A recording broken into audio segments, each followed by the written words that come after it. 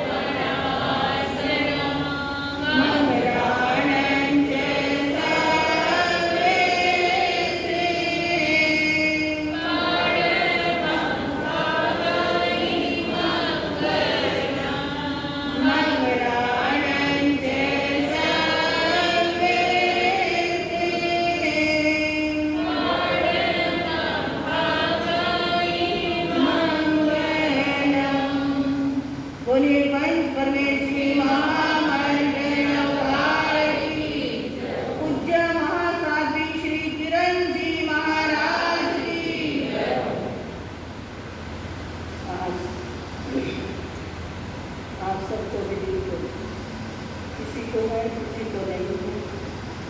Kolhapur road के अंदर पूज्य महासाध्वी श्री किरण जी महाराज साहब का आज देवलोक हो गया है। तो आज सभी जगह प्रवचन बंद रहता है। तो हमने पंच परमेश्वरी महामंत्र नवकार का जाप बड़ी श्रद्धा और भक्ति के साथ आप सभी ने किया। आप सभी बहुत साधुवाद के साथ धन्यवाद के साथ आज के दिन पूज्य महासाध्वी का देवलोक जो कि दिल्ली के अंदर काफ़ी समय से वो कोल्हापुर के अंदर रह रहे थे और अस्वस्थ चल रहे थे काफ़ी समय से, और आज उनका शरीर पूरा देवलोक की यात्रा पर निकल गए। क्योंकि जो व्यक्ति इस संसार के अंदर आया है, आना निश्चित है और जाना भी। जो आ गया ये मत समझ लेना कि अब हम स्थायी हो गए। ये अपने दिल और दिमाग का बहस निकाल लेना कि हमें तो जाना ही नहीं है। हम तो अभी यहाँ मालिक बनकर रहेंगे, मेहमान बनकर रहना कि कब इस समय उसका बुलावा आ जाएगा कुछ पता नहीं चलता। सब भरा भराया रह जाता है। जितना मर्जी हम जोड़ लेते हैं, जितना मर्जी हम इकट्ठा कर लेते हैं, और समय भी नहीं मिलता। हर समय बिजी व्यक्ति रहता है, हर समय इंसान बिजी रहता है, लेकिन समय नहीं है तो उसके लिए धर्म ध्यान। और ये चातुर्मास जो आया है 4 महीने का, ये धर्म ध्यान, त्याग, तपस्या, स्वाध्याय, मौन जितना इकट्ठा कर लोगे आत्म धन उतना हमारे साथ यहाँ भी साथ रहता है और आगे भी साथ जाता है। हमारे साथ क्या जाता है? क्या जाता है? सिर्फ धर्म जाता है। और सिर्फ जो यहाँ बनाया है वो सब, चाहे आप जितना मर्जी जोड़ लो, जितना मर्जी जोड़ लो, 2 गज कपट का टुकड़ा और 2 गज जमीन का टुकड़ा जितने हम आलीशान ये बंगले बनाते हैं ये हमारे काम नहीं आते। कहाँ छोड़कर आएंगे घर वाले? हाँ जी, घर वाले, अपने घर वाले जो अपने प्यारे हैं ना, सगे संबंधी है ना, दिल के नाते हैं जिनके साथ, वही छोड़कर आते हैं। असली घर कौन सा है बता दो? हाँ जी, आत्मा का असली घर और इस पुद्गल का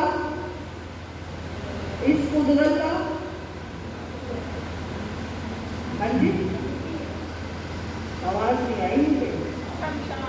बिल्कुल बिल्कुल, इस पुद्गल शरीर का असली घर शमशान है। असली घर इस पुद्गल का, आत्मा का नहीं। आत्मा तो अजर अमर अविनाशी है, इसका कोई जन्म मरण नहीं है, कोई रूप रंग नहीं है, कुछ भी नहीं है। ये तो निकलते ही दूसरे में प्रवेश कर देती है, निकलते ही पहले ही अपना घर बना लेती है। अगर आपके भाव, जैसे आपका समय पूरा हो रहा है, डिटेल में आपको बताएंगे, जैसे आपका समय पूरा हो रहा है और 6 महीने पहले ही आत्मा क्या कर लेती है, किस गति में जाएगी, वो बंधन बांध लेती है, किस गति के अंदर जाएगी, नरक में, त्रियंश में, मनुष्य में या देव में, वो आपके भावों पर डिपेंड करता है।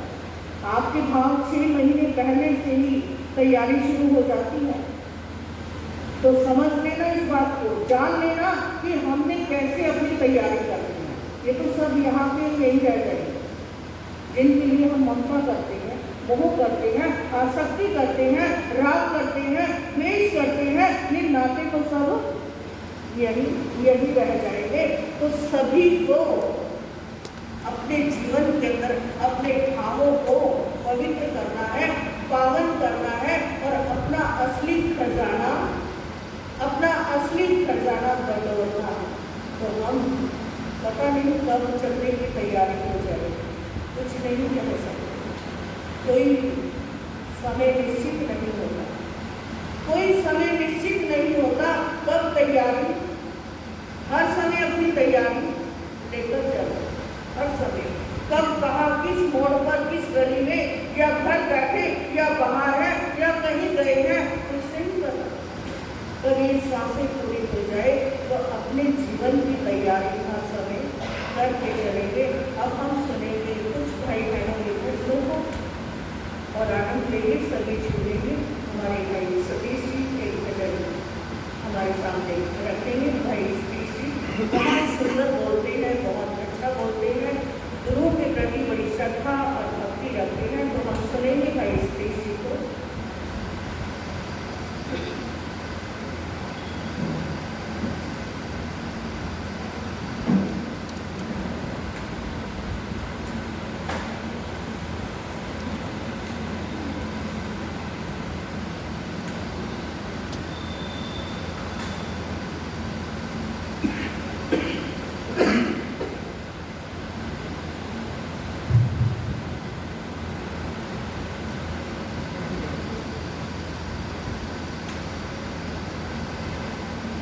पूज्य शरण भगवान महावीर स्वामी की 85 साधु जी महाराज के चरणों में वंदना करते हुए आप सभी को सादर जय जिनेंद्र। जैसा कि साधु जी महाराज ने बताया कि आज पूज्य साधु श्री किरण जी महाराज अपनी सांसारिक यात्रा पूर्ण कर, अपनी संयममयी यात्रा को पूर्ण कर देवलोकों की ओर प्रयाण कर रही हैं। उनके चरणों में भाव वंदना करते हुए विनिम्र देवों से यही प्रार्थना करते हैं, जिन भावों को लेकर उन्होंने जैन भगवती दीक्षा अंगीकार की थी, शीघ्र अतिशीघ्र वो अपने लक्ष्य को प्राप्त करें। और इस अवसर पर एक ही भजन याद आ रहा है, जीवन खत्म हुआ तो, जीवन खत्म हुआ तो जीने का का ढंग आया, जब बुझ गई क्षमा तो महफिल में रंग आया, जीवन खत्म हुआ तो गाड़ी निकल गई तो घर से चला मुसाफिर, गाड़ी निकल गई तो घर से चला मुसाफिर, मायूस हाथ मलता, मायूस हाथ मलता, बैरंग घर को आया, जीवन खत्म हुआ तो फुर्सत के वक्त दीना सुमिरन किया प्रभु का, फुर्सत के वक्त दीना सुमिरन किया प्रभु का, उस वक्त वक्त मांगा, उस वक्त वक्त मांगा, जब वक्त तंग आया, जीवन खत्म हुआ तो जीने का ढंग आया,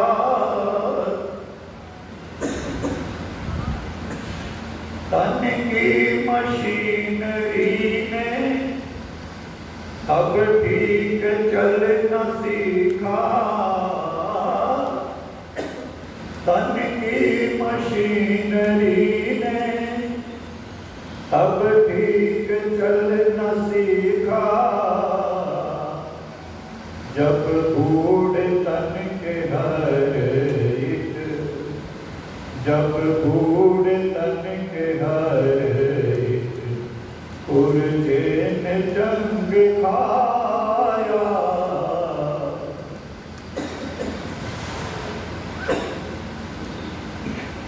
जीवन खत्म हुआ तो जीने का ढंग आया, आयु ने न था सिंह तब हथियार फेंक डाले, आयु ने न था सिंह तब हथियार फेंक डाले, यमराज खोज लेकर, यमराज खोज लेकर लड़ने को जंग आया, यमराज खोज लेकर लड़ने को जंग आया, जीवन खत्म हुआ तो जीने का ढंग आया, जब बुझ गई क्षमा तो महफिल में रंग आया, जीवन खत्म हुआ। बोल महावीर भगवान की बहुत सुंदर, बहुत सारा बहन वीना जी हमारे सामने होती है। उसके बाद मदद करके आ गए, उसके बाद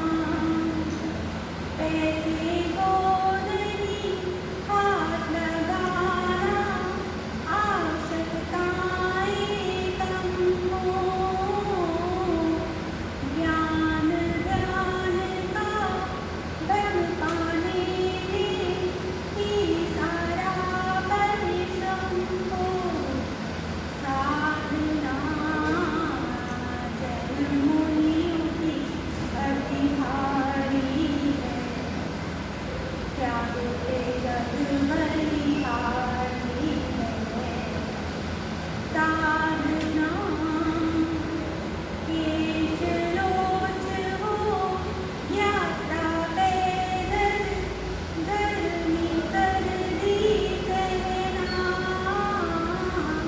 नहीं ढूंढना सुविधाओं को मर्यादा में रहना साधना जनमुनियों की अधिकारी है सुख की दुनिया सारी है साधना।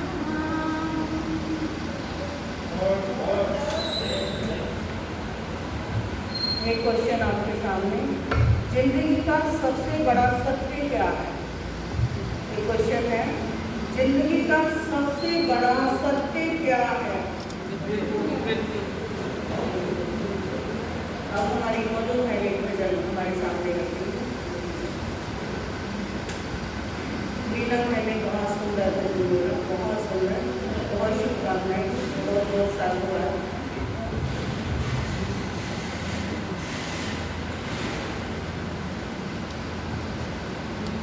बोलिए भगवान महावीर स्वामी की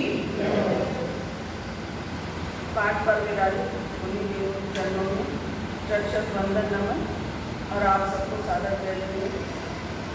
श्री किरण जी महाराज के चरणों में भी मैं भावपूर्ण वंदना करती हूँ। ये जीवन क्षणभंगुर है, ये आप सबको विदित है। तो ऐसे में हमें धर्म ध्यान का, पूजा पाठ का हमेशा सहारा लेना चाहिए, क्योंकि ये जो कुछ भी है नश्वर है, सब यहीं रह जाएगा। एक भजन के माध्यम से मैं बताना चाहूँगी, आप सब भी बोलिएगा। हमेशा गुरुओं के दर्शन का भाव रखना चाहिए हमें। वो दिन जी कितना पावन होगा जिस दिन तुम्हारा दर्शन होगा। आप सब भी बोलिएगा, वो दिन जी कितना पावन होगा जिस दिन तुम्हारा दर्शन होगा।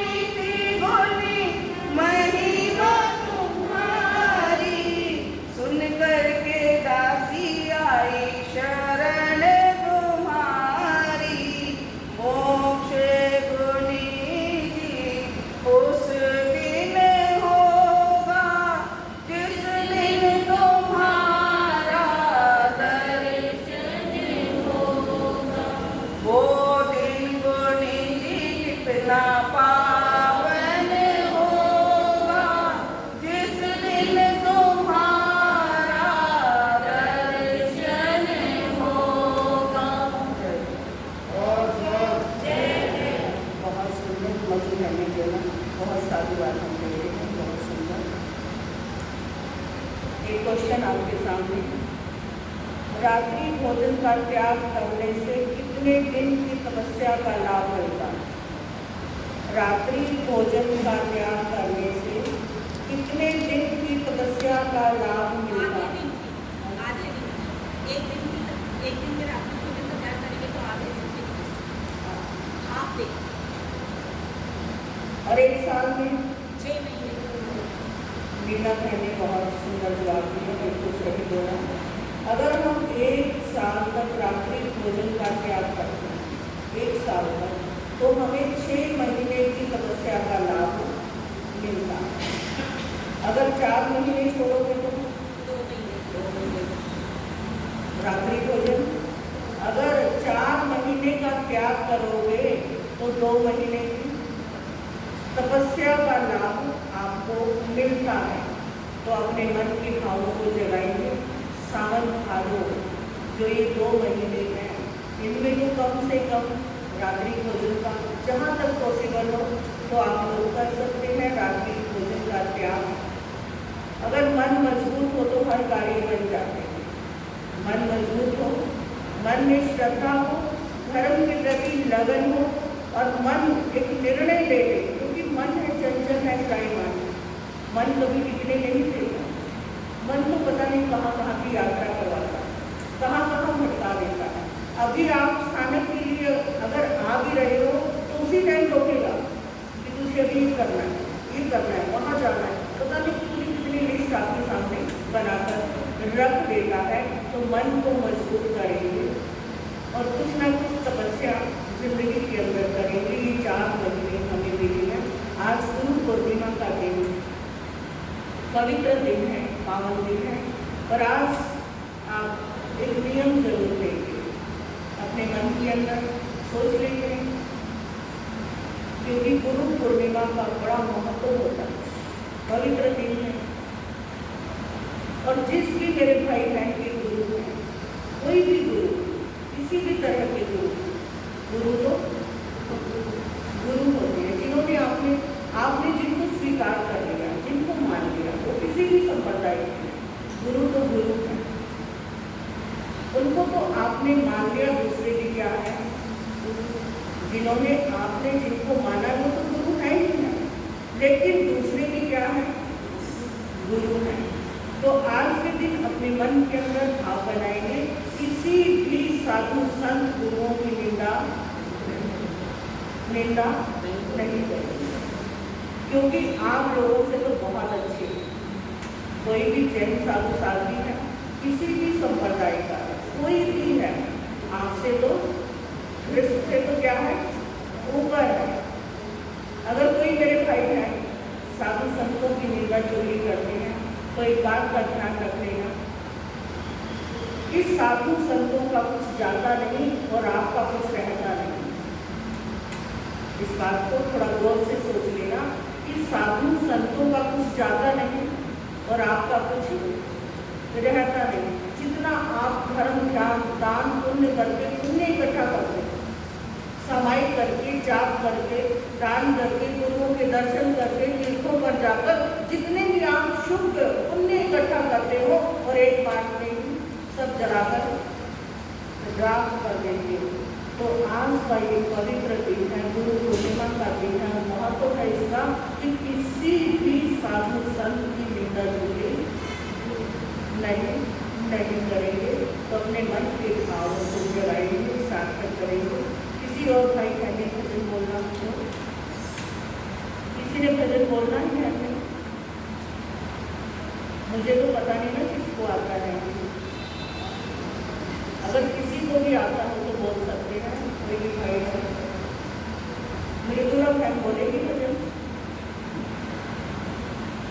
क्योंकि मुझे थोड़ा नाम भी नहीं पता यहाँ पे भाई बहन के, तो कुछ नाम थोड़ा पता चलेगा।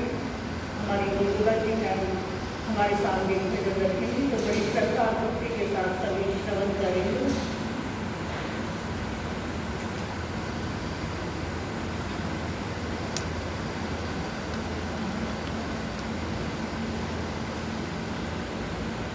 वही भजन निकाल रही है। क्वेश्चन आपके सामने है, ऐसी कौन सी आत्मा है जितने वर्ष गृहस्थ में रही है और उतने ही वर्ष साधु जीवन में रही। ऐसी कौन सी आत्मा जितने वर्ष गृहस्थ में रहे और उतने ही वर्ष वो साधु जीवन में रहे? बातें दिलाने वाले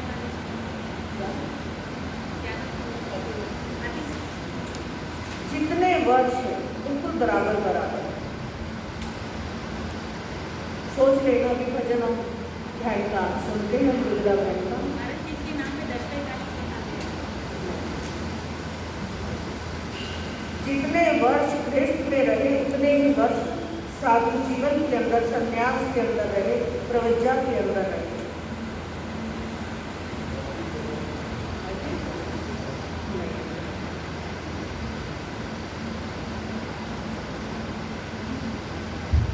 आज के विराजित गुरुओं को मेरी चरण वंदन एवं उपस्थित श्रोतागणों को मेरी जय हिंद।